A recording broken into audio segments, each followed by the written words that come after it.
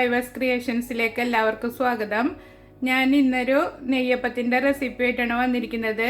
ഇത് നമുക്ക് അരി അരയ്ക്കോ പൊടിക്കോ ഒന്നും വേണ്ട, എളുപ്പത്തിൽ തയ്യാറാക്കിയെടുക്കാൻ പറ്റിയ നെയ്യപ്പാണ്.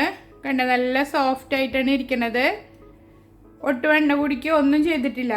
ഇതെങ്ങനെയാണ് ഉണ്ടാക്കുന്നത് നോക്കാം. ആദ്യം ഒരു മിക്സിംഗ് ബൗളിലേക്ക് 1 കപ്പ് ഗോതമ്പ് മാവ് ഇട്ട് കൊടുക്കുക. അതിലേക്ക് 1/2 കപ്പ് അരിപ്പൊടി. ഇത് നിറപറയുടെ അപ്പപ്പൊടിയാണ് ഞാൻ എടുത്തിരിക്കുന്നത്. വീട്ടിൽ പൊടിച്ചിട്ടുള്ള പൊടിയാണെങ്കിലും കുഴപ്പമില്ല. തരിക്ക് വേണ്ടിയിട്ട് ഒരു 1/4 കപ്പ് റവ എടുത്തിട്ടുണ്ട്, അതും ചേർത്ത് കൊടുക്കുക. അല്പം ഉപ്പ്, എല്ലാം കൂടെ ഒന്ന് മിക്സ് ചെയ്തെടുക്കുക.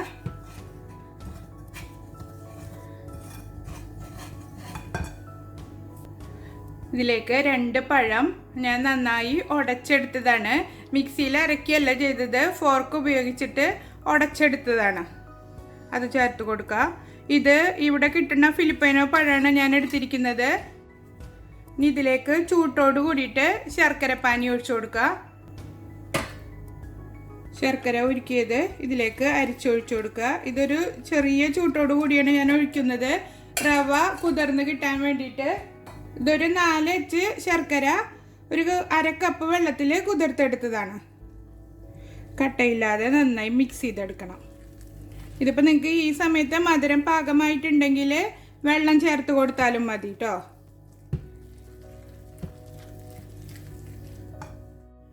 ഇതാ ഇപ്പോൾ ഈ ഒരു തിക്നെസ്സിലാണ് ഇരിക്കുന്നത്. ഞാൻ ആ ഉരുക്കി വെച്ച ശർക്കര മുഴുവൻ ഇതിലേക്ക് ഒഴിച്ചു കൊടുത്തിട്ടുണ്ട്.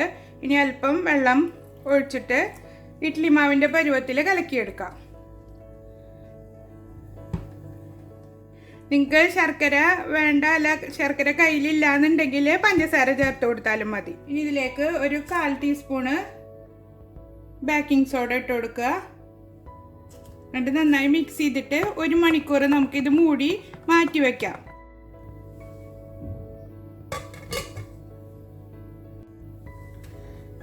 അപ്പോൾ ഇതാ ഞാനൊരു അല്പം വെള്ളം കൂടെ ചേർത്തിട്ട് കലക്കിയെടുത്തിട്ടുണ്ട്. ഇപ്പോൾ ഈ ഒരു തിക്നെസ്സിലാണ് ഇരിക്കുന്നത്. നിങ്ങൾക്ക് വെള്ളത്തിന് പകരം തേങ്ങാപ്പാൽ വേണമെങ്കിലും ചേർത്ത് കൊടുക്കാം. 1 മണിക്കൂറിലും മേലെ ആയിട്ടുണ്ട് ഞാനിത് കലക്കി വെച്ചിട്ട്. ഇനി നമുക്ക് ഒരു 1/2 കപ്പ് തേങ്ങ വറുത്തിടണം. ഞാനത് തേങ്ങാക്കൊത്തല്ല വറുത്തിടുന്നത്, തേങ്ങ ചിരകിയതാണ് വറുത്തിടുന്നത്. തേങ്ങ ഫ്രൈ ചെയ്യാൻ വേണ്ടിയിട്ട് ഞാനൊരു പാൻ അടുപ്പത്ത് വെച്ച് ചൂടാക്കി എടുത്തിട്ടുണ്ട്. അതിലേക്ക് 1 ടേബിൾ സ്പൂണ് നെയ്യ് ഒഴിച്ചു കൊടുക്കുക.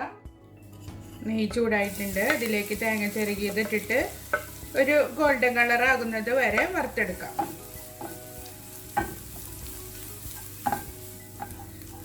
തേങ്ങ ഫ്രൈ ആയിട്ടുണ്ട്. ഇനി ഇത് നമുക്ക് നെയ്യപ്പ മാവിലേക്ക് ഇട്ട് കൊടുക്കാം.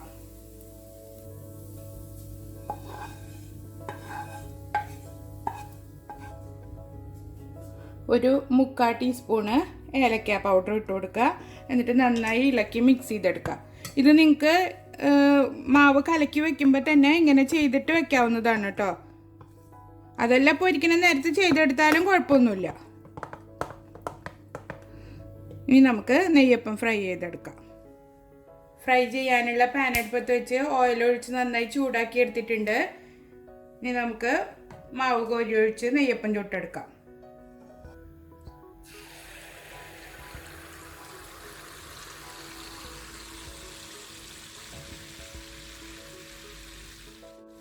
ഒരു സൈഡ് ഗോൾഡൻ കളർ ആകുമ്പോൾ നമുക്ക് മറിച്ചിട്ട് കൊടുക്കാം.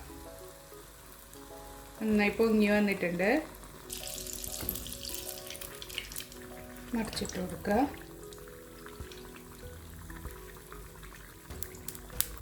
രണ്ട് ഭാഗവും നന്നായി മൊരിഞ്ഞിട്ടുണ്ട്. ഇനി നമുക്കിത് എണ്ണയിൽ നിന്ന് കോരി മാറ്റാം. ഇതേ രീതിയിൽ തന്നെ എല്ലാ നെയ്യപ്പവും നമുക്ക് ഫ്രൈ ചെയ്തെടുക്കാം. നെയ്യപ്പം ഫുള്ള് ഫ്രൈ ചെയ്തെടുത്തിട്ടുണ്ട്. ഉള്ളൊക്കെ നന്നായി വെന്തിട്ടുണ്ട്. നല്ല സോഫ്റ്റ് ആയിട്ടാണ് ഇരിക്കുന്നത്. എല്ലാവരും ട്രൈ ചെയ്ത് നോക്കണം. എളുപ്പത്തിൽ ഉണ്ടാക്കിയെടുക്കാൻ പറ്റിയ ഒരു നെയ്യപ്പാണിത്.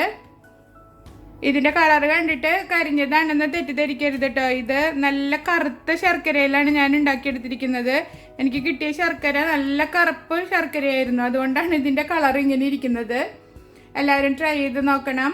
ഇതിനു മുമ്പ് ഞാൻ ഗോതമ്പ് പൊടി വെച്ചിട്ടുള്ളൊരു ഉണ്ണിയപ്പം പോസ്റ്റ് ചെയ്തിട്ടുണ്ട്. കാണാത്തവരുണ്ടെങ്കിൽ കണ്ടു നോക്കുക.